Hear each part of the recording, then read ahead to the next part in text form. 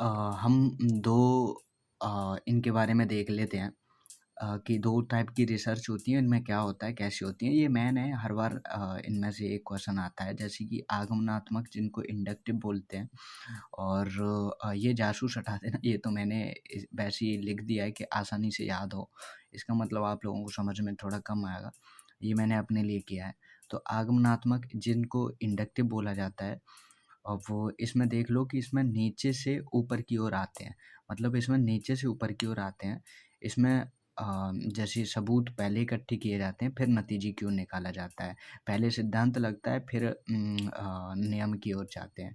पहले उदाहरण हमारे पास आता है, पहले रिजल्ट हमें मिलता है, उसके बाद हम नीचे की ओर जाते हैं। ठीक है? इसमें आपको पहले से कुछ पता नहीं होता, आप बस चीज़ें देखते हैं और अंदाज़ा लगाते हैं। जैसे कि हमने कोई खट्टा फल खा लिया या कोई सेब गंदा निकल गया, किसी सेब में कीड़ा निकल गया या फिर कोई भी आग में हाथ जल गया। तो जलने के बाद, रिज़ल्ट मिलने के बाद तुरंत हम पहले हमें ये उदाहरण मिला, उसके बाद में जो है हम कोई भी चीज़ लगाते हैं कि आग से हाथ जल जाता है। खट्टा फल खा लिया, कोई फल खट्टा मतलब कलर हरा है और वो खा लिया, तो फिर हमें पता चल जाएगा कि सारे हरे फल खट्टे होते हैं। इस तरीके से हम नियम बाद में लगाते हैं। जैसे कि आपको एक मच्छर ने काटा, खुजली हुई और दोस्त को भी मच्छर ने काटा, उसको भी खुजली हुई, तो हम कह सकते हैं कि भाई जो मच्छर काटते हैं, मच्छर काटने के बाद में खुजली होती ही होती है। ठीक है? तो उदाहरण 2 देख लेते हैं कि आज जो बादल हैं काले हैं, बारिश हुई और कल भी काले बादल थे तो कल बारिश हुई। मतलब जब भी काले बादल आते हैं तो बारिश होती है। पहले रिज़ल्ट मिलता है, पहले उदाहरण हमारे सामने आ जाता है, उसके बाद में नियम बनता है।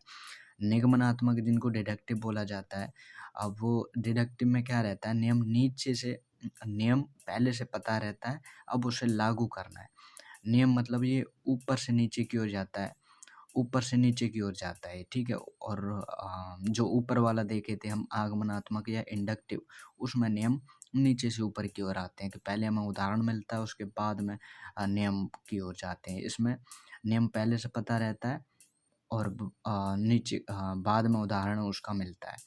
जैसे कि हम ये देख लेते हैं।